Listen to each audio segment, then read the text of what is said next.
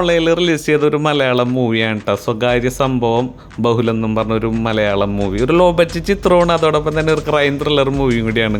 ആ പടത്തിൽ എന്താണെന്ന് വെച്ചാൽ എനിക്ക് ഒരുപാട് ഇഷ്ടപ്പെടാൻ കാരണം വെച്ചാൽ ഒരു ശാന്തതയോടെയാണ് പടം തുടങ്ങുന്നത്, ഒരു ശാന്തതയോടെയാണ് പടം അവസാനിപ്പിക്കുന്നത്.